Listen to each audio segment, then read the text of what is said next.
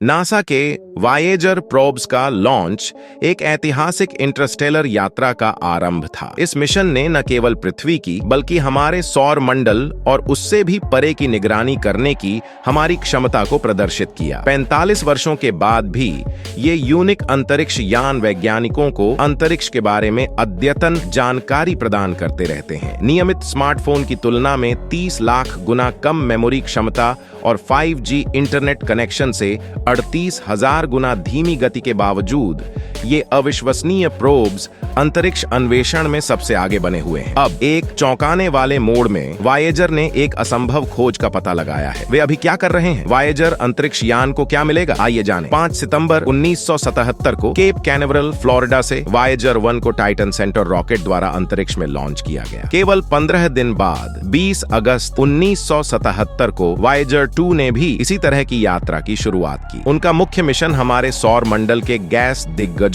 बृहस्पति और शनि और उनके उपग्रहों का अन्वेषण करना था। हालांकि इन बहादुर खोजकर्ताओं ने अपने प्रारंभिक उद्देश्यों को काफी हद तक पार कर लिया। एक ऐसी यात्रा पर निकल पड़े जो उन्हें हमारे खगोलीय पड़ोस के सबसे दूर के कोनों तक ले गई। वायेजर 1 और वायेजर 2 ने अपनी महाकाव्य यात्रा के दौरान कई रिकॉर्ड स्थापित किए हैं। वे किसी भी अन्य अंतरिक्ष यान से अधिक समय तक चले हैं और पृथ्वी से किसी भी अन्य मानव निर्मित वस्तु से आगे तक यात्रा की है। वास्तव में वे इंटरस्टेलर अंतरिक्ष में प्रवेश कर चुके हैं, जिससे वे ऐसा करने वाली पहली मानव निर्मित वस्तुएं बन गए हैं। उनके द्वारा सूर्य के प्रभाव क्षेत्र से परे और आकाश गंगा के अज्ञात क्षेत्र में इंटरस्टेलर अंतरिक्ष में की गई यात्रा ने वैज्ञानिकों को अमूल्य डेटा प्रदान किया है। पृथ्वी से 12 अरब मील से अधिक दूर पायनियरिंग इंटरस्टेलर प्रोब्स के रूप में वे अपने निष्कर्षों से भौतिकविदों को आश्चर्यचकित करते रहते हैं। हाल की असंभव खोज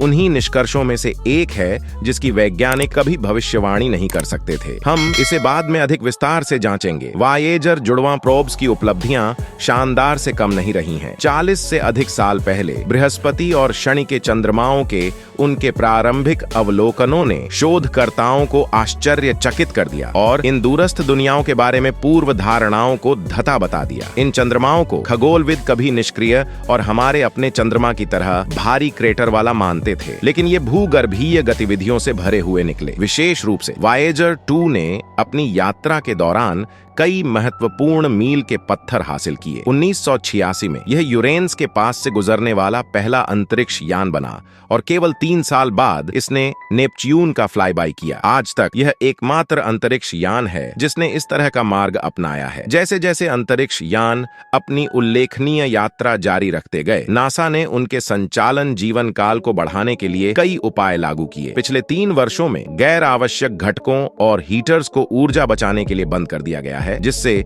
उन्हें अगले दशक तक चलने की अनुमति मिल गई है और मिशन का अनुमानित अंत 2030 है। उन वैज्ञानिकों और इंजीनियरों के लिए जो इस असाधारण यात्रा का हिस्सा रहे हैं, वायेजर मिशन का समापन एक मीठा कड़वा क्षण है। उनके समर्पण और कड़ी मेहनत ने परियोजना को उनकी प्रारंभिक अपेक्षाओं से काफी आगे तक देखा है। वायेजर्स द्वारा लौटाए गए डेटा ने मूल्यवान अंतर्दृष्टि प्रदान की है, अनगिनत वैज्ञानिक खोजों को प्रेरित किया है और शोधकर्ताओं और अंतरिक्ष उत्साही लोगों की पीढ़ियों को प्रेरित किया है। वायेजर 1 और वायेजर 2 साधारण अंतरिक्ष यान नहीं थे। उन्हें लगातार स्थिर प्लेटफॉर्म के रूप में डिजाइन किया गया था, जिनकी घूर्णन दर घड़ी के घंटे की सुई की तुलना में 15 गुना धीमी थी। इस डिजाइन ने किसी भी दृश्य धुंधलापन को कम कर दिया, क्योंकि अंतरिक्ष यान अंतरिक्ष में चलते समय चित्र और डेटा कैप्चर कर रहे थे। उनके प्रभावशाली इमेजिंग क्षमताओं ने वैज्ञानिकों और जनता को उस समय भी चकित करना शुरू कर दिया था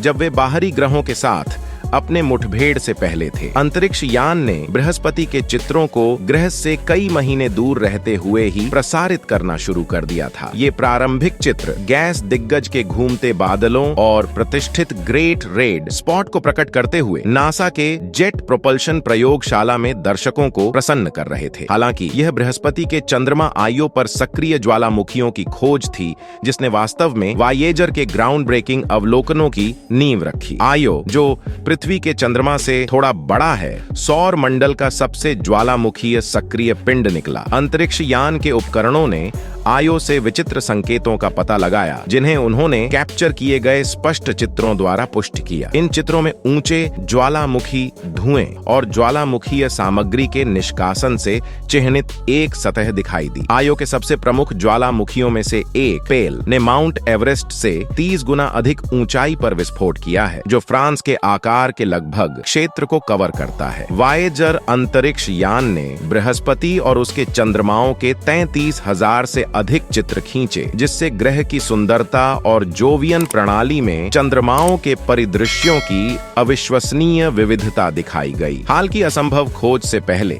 जुड़वां वायेजर्स ने अपने लॉन्च के बाद से शानदार खोजें की थीं। सबसे आश्चर्यजनक निष्कर्षों में से एक बृहस्पति के छल्लों का अस्तित्व था। ये छल्ले हालांकि धुंधले थे, एक रहस्योद्घाटन थे और गैस दिग्गज की रहस्यमयता में जोड़ दिए। इसके अतिरिक्त वायेजर 2 ने खुलासा किया कि बृहस्पति के 53 नामित चंद्रमाओं में से एक यूरोपा 60 मील मोटी बर्फीली परत रखता है। इन निष्कर्षों ने इन दूरस्थ खगोलीय पिंडों की प्रकृति के बारे में पूर्व धारणाओं को चुनौती दी और बर्फीले चंद्रमाओं की संभावित रहने की क्षमता की आगे की जांच को प्रेरित किया। जैसे ही वायेजर बृहस्पति से रवाना हुए, उन्हें एक गुरुत्वाकर्षण सहायता प्राप्त हुई, जिसने उन्हें एक विदाई किक प्रदान की, जिससे वे सूर्य के गुरुत्वाकर्षण खिंचाव से बचने और अंतरिक्ष में आगे बढ़ने में सक्षम हो सके। वायेजर 1 और वायेजर 2 जल्द ही अलग अलग दिशाओं में चले गए, प्रत्येक नए सीमांतों की ओर बढ़ रहे थे। वायेजर 1 का मार्ग इसे शनि के चंद्रमा टाइटन के करीब ले गया, जो नारंगी धुंधले वातावरण में ढका हुआ है। इस चंद्रमा के रहस्यों ने वैज्ञानिकों की रुचि को बढ़ाया, जिससे इसके जटिल रसायन विज्ञान के आगे के अध्ययन हुए। फिर वायेजर 1 उत्तर की ओर मुड़ गया, ग्रहों के तल से प्रस्थान किया और हमारे सौर मंडल के क्षेत्र से परे यात्रा शुरू कर दी। दूसरी ओर वायेजर 2 ने उन साहसिक यात्राओं की श्रृंखला पर यात्रा की, जो इसे सौर मंडल के सबसे बाहरी ग्रहों तक ले गई। 1986 में इसने यूरेनस का एक ऐतिहासिक फ्लाईबाई किया, जहां इसने 10 पहले अज्ञात चंद्रमाओं की खोज की, जिससे ग्रह के चंद्रमाओं की गिनती बढ़ गई। 3 साल बाद वायेजर 2 ने नेपच्यून तक पहुंचकर इस दूरस्थ बर्फीले दिग्गज की उल्लेखनीय विशेषताओं का खुलासा किया। इसके नेपच्यून के साथ हुए मुठभेड़ के दौरान वायेजर 2 ने हमारे सौर मंडल के किसी भी ग्रह पर दर्ज की गई सबसे तेज हवा 1000 मील प्रति घंटे की गति दर्ज की। अंतरिक्ष यान ने नेपच्यून के नीले मेथेन समृद्ध वातावरण के 2980 मील के भीतर से गुजरते हुए इस दूरस्थ दुनिया के बारे में अभूतपूर्व अंतर्दृष्टि प्रदान की। नेपच्यून के सबसे बड़े चंद्रमा ट्राइटन को सौर मंडल के सबसे ठंडे स्थानों में से एक पाया गया, जिसमें सतह के तापमान -391 डिग्री फ़ारेनहाइट यानी -234.5 डिग्री सेल्सियस तक गिर गए। ट्राइटन ने अद्वितीय विशेषताएं भी प्रदर्शित की, जिनमें बर्फ ज्वालामुखी शामिल हैं, जो 5 मील तक अपनी वायुमंडल में नाइट्रोजन गैस और बर्फ कणों को निकालते हैं। इन खोजों ने हमारे सौर मंडल के सबसे बाहरी क्षेत्रों में भी खगोलीय पिंडों की विविधता और जटिलता को समझने में विस्तार किया। एक व्यक्ति जिसने मिशनों को उनके प्रारंभिक लक्ष्यों से परे विस्तारित करने में महत्वपूर्ण भूमिका निभाई, वह प्रसिद्ध खगोल शास्त्री कार्ल सागन थे। वायेजर मिशन की इमेजिंग टीम के सदस्य के रूप में उन्होंने दोनों अंतरिक्ष यानों के कैमरे बंद होने से पहले अंतिम सेट चित्रों को